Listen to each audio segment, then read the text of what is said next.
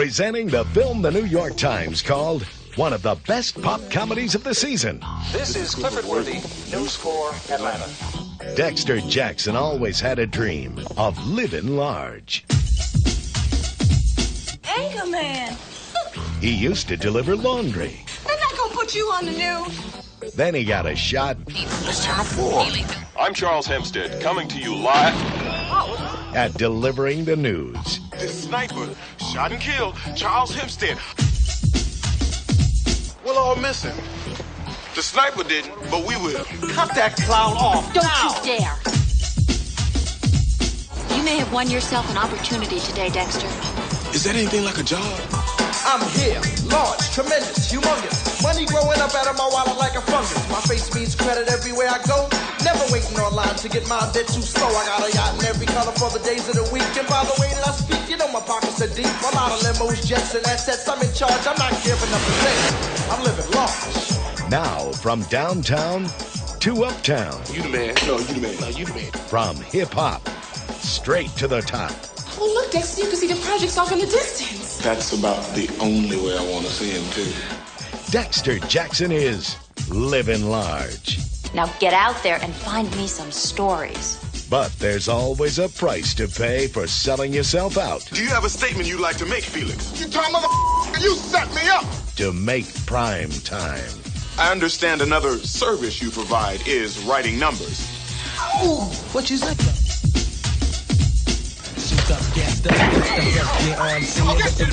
It's just for the rating. I'm gonna kill the bitches. Living Large. A comedy about making it big and losing it fast. Living Large. The film that opened on over 800 screens nationwide, supported by over $7 million in theatrical advertising, and pulling in more at the box office than films such as The Hitman and Dutch, is now coming to home video, featuring a soundtrack by gold record recording artists Herbie Hancock and Terminator X. Living Large. Hey, welcome everybody. Glad to see you came back. The pad still looks the same, but you know, we got plenty of hors d'oeuvres, entertainment for you, party games. Hi, my name is Jeff Gallishaw. I am the host of Unfinished Business Television and this deep dive that we are here again to celebrate. And with me, as always, is my co-host, André Joseph of AJ Epics Production, or is it AJ Epics Productions of André Joseph? This place is dope. But is it fat? So we are here with a deep dive of a little film called Livin Large from 1991. André, this is your pick. So you tell us a little bit about this film and why you picked it. So, Living Large is a little-known film directed by Michael Schultz, who, if you don't know the man, he directed Cooley High, Lightning with Richard Pryor, I Think Yesterday Which Way Is Up. He did an 80s classic called The Last Dragon, and he's done numerous television shows and movies throughout the years. Hey, Bingo Long playing All-Stars. And No, actually, that was John Battle. oh, yeah, damn. Yeah. No. On a Motown production. Damn it. It's all right. But yeah, he was one of the few black directors working in the studio system before Spike and John Singleton and company all started calling out in the late 80s, 90s. And this happened to be his last studio film before he just went straight to only doing television projects. This film also marks, I believe, the acting debut of T.C. Carson, who would later go on to greater fame with Fox's Living Single. And here he plays Dexter Jackson. He's an aspiring television journalist in Atlanta, and he works with his sister, played by Laura Devine, around like a laundry cleaning business. And he goes to a local crime scene where there's a hostage crisis, and his favorite reporter had just got shot. So he swoops in and he ends up impromptu taking the microphone, grabs the guy's camera, and he goes and he interviews the hostage taker, and he finds himself on camera in this situation. Ratings go up, everybody's talking about this guy, and it's like for a moment he gets his 15 minutes of fame. But then the network executive, played by Blanche Baker, who you probably remember from 16 Candles, and she was Molly Ringwald's sister, by the way, the one that gets married. She's the television exec who is so fascinated with T.C. Carson that she decides to give him a job as a permanent reporter for the station. Now, the kicker of this movie is that the more successful he gets, the more he's forced to have to conform to what they want. So he can't be chuck and jive, act black, be like hip to the streets. They want him to look very conservative, wear nice suits, like his other suits, and essentially sell out. And he starts doing stories. First, he does stories that are about the community and things like how in a black neighborhood, if you call the cops, they barely show up, but you call it a white neighborhood, they show up in like less than 2 minutes. But they don't want those stories. They instead want him to do more stories that end up exploiting his neighborhood and the people around him, and basically making this community look bad so he gets seen as a sellout. And throughout the movie, he keeps looking at himself on camera and noticing like his skin is getting pale white. His nose is getting more like a white man's nose. And essentially, he's turning into a white dude. So there's the fact that he's going crazy, thinking he's going completely Caucasian. And the more this happens, the more his TV exec tries to change his life completely. Tries to get him away from his fiance and tries to hook him up with the very ambitious white weather report lady who doesn't care about him, but sees the opportunity to get her way up the ladder. And so essentially this is Get Out, but with comedy way ahead of its time. So I picked this movie because I remember when it came out. It was actually a film I remember advertised at Kings Plaza Mall in the theater there. Because it was one of the few theaters that showed black movies back in those days. Although I didn't see it there, I saw it on video with my aunt and my cousin. And I remember the scenes of him turning into a white dude scared me, legit. Like, I would run out the room because it would give me nightmares, especially halfway through the film. So I didn't know that that's what the movie was about. That it was supposed to be about like this message about selling out and trying to stay true to yourself if you want to be successful. I just saw it for the comedy and that scary part.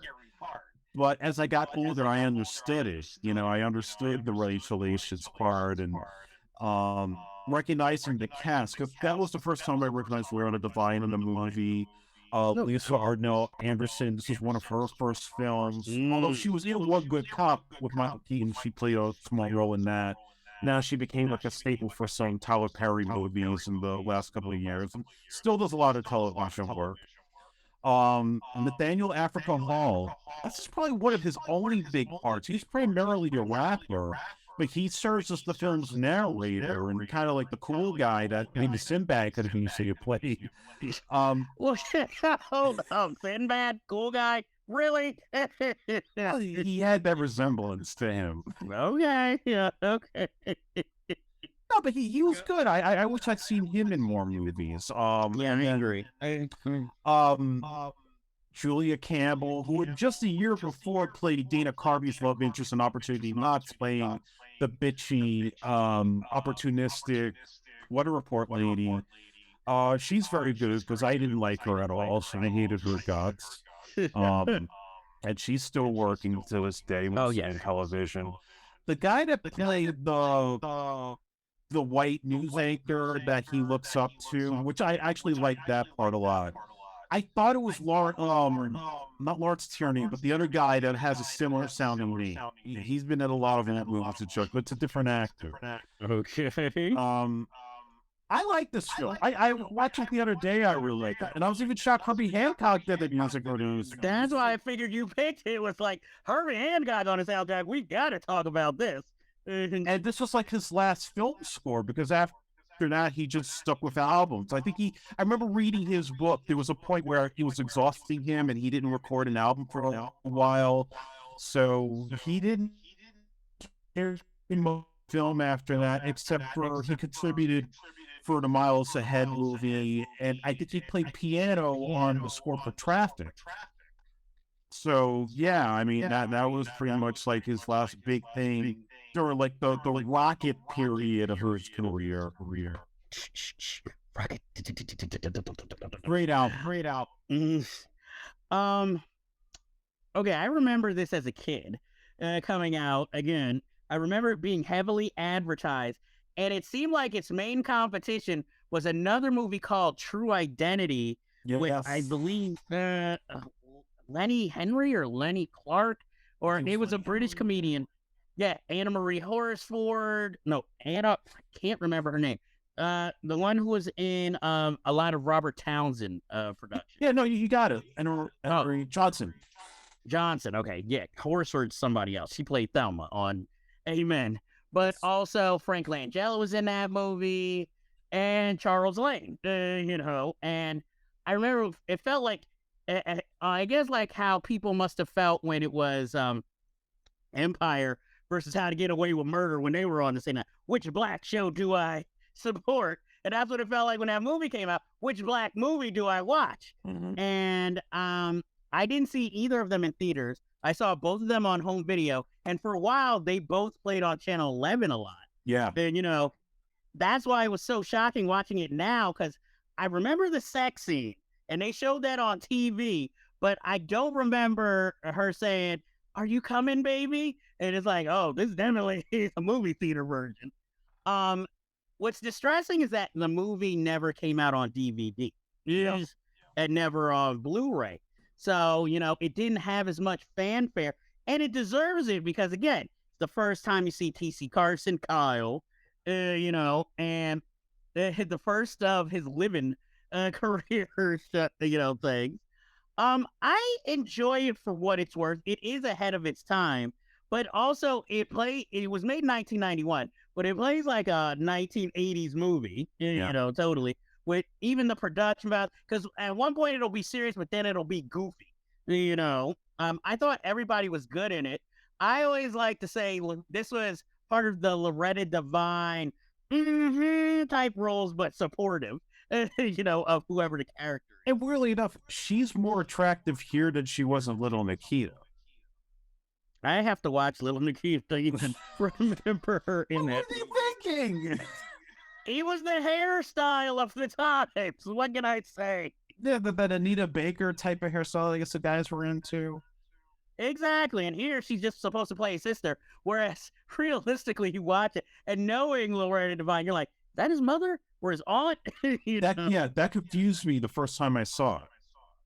The soundtrack is pure 1991 hip hop. When it wasn't as dangerous,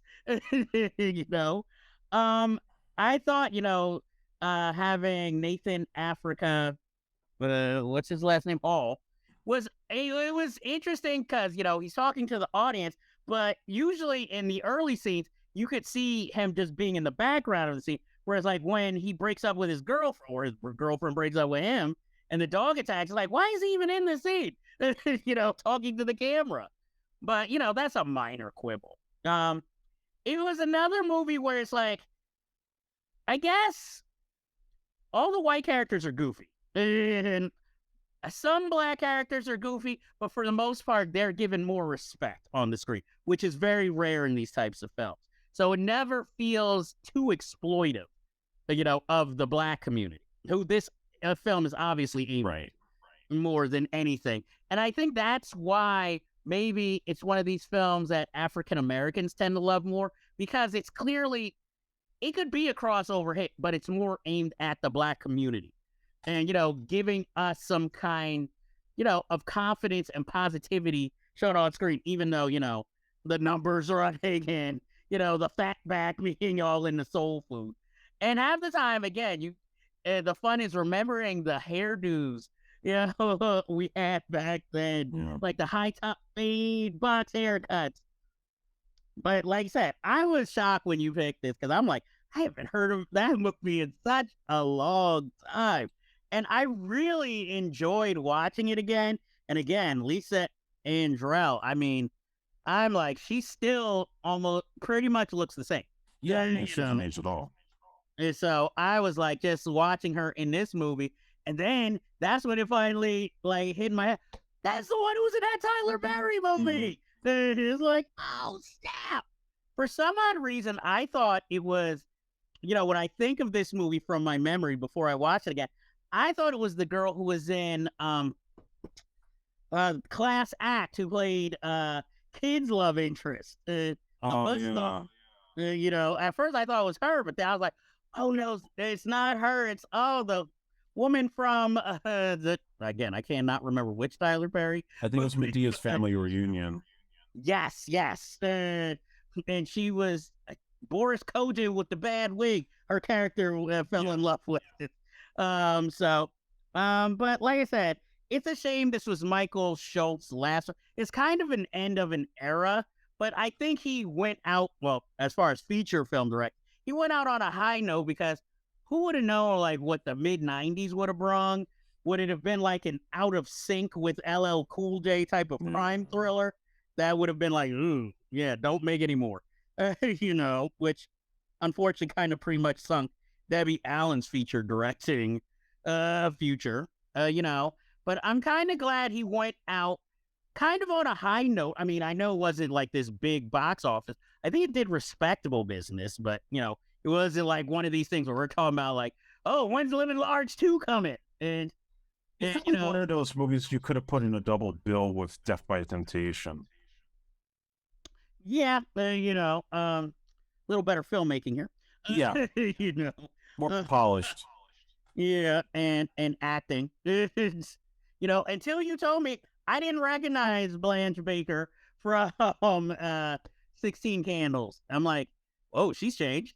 Well, it was a different role for her because she was like sort of a love interest type, or again, just the supporting, nice-looking blonde lady, like she was Peter Weller's fiance in Shakedown, and did a couple of TV shows before that. But this is like where she plays like a real bitch, and she does excellent with that. Because even when he gets to the end and he gets his comeuppance with the fake wedding they try to set up for him, I mean, you really get behind this guy. Like, yeah, go beat the shit out of these people.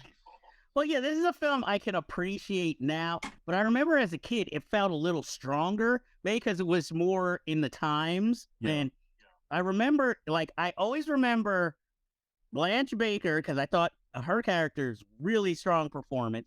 And I remember Julia Campbell, mostly for the line, I'm going to fuck him so hard, I'm going to give him whiplash. Yeah. Because in junior high school, people used to use that line all the time. I don't know why, but I just remember that being said a lot.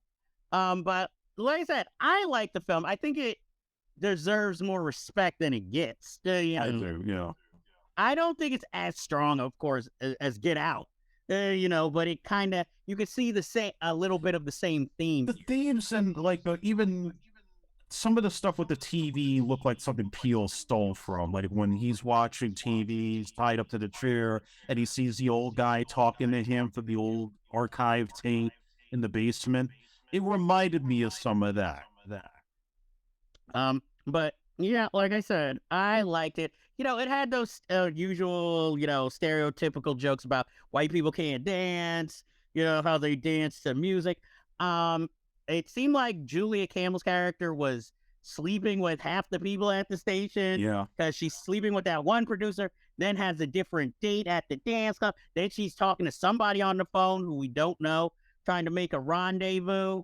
And then it seemed like her mother was Southern and her father was Southern. Yeah. And then the mother was like some kind of like Swedish. I just always thought that was weird.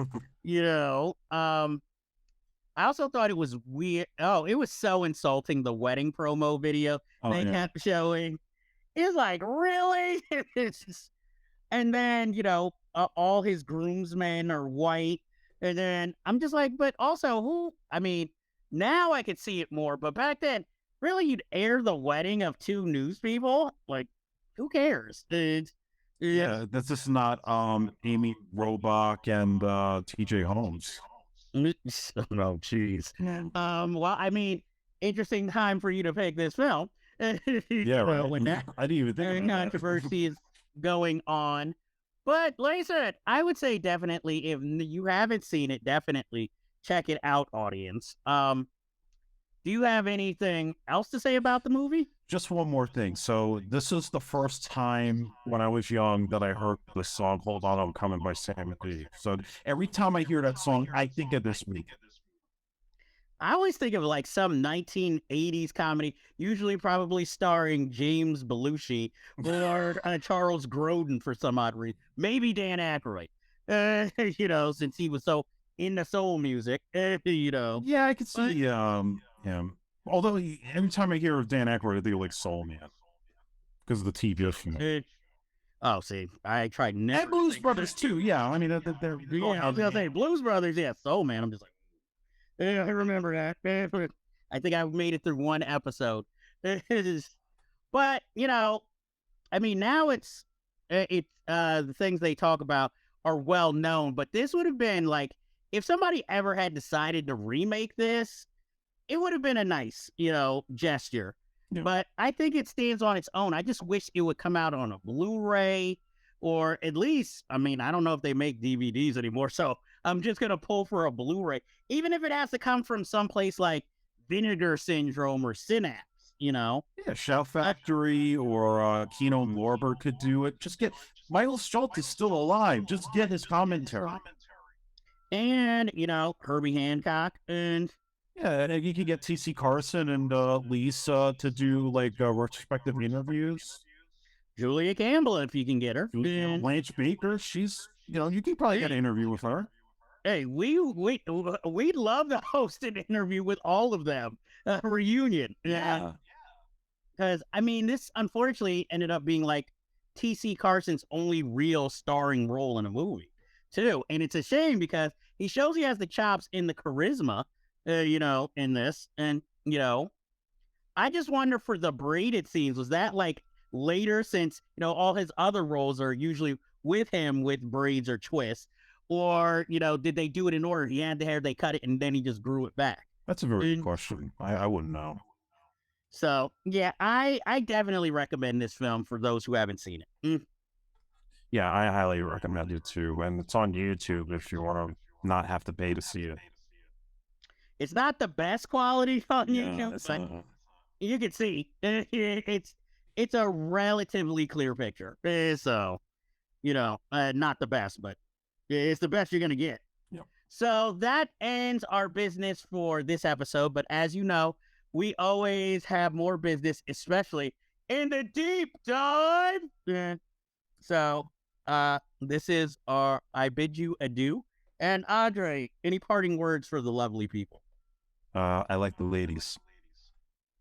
As do I. And are they driving Mercedes? Yeah, Mercedes girl, yeah. Is it an L-top 80s? SL 500. Oh, excuse me. And I got the cheap version. So, thank you, folks, and we'll see you next time. And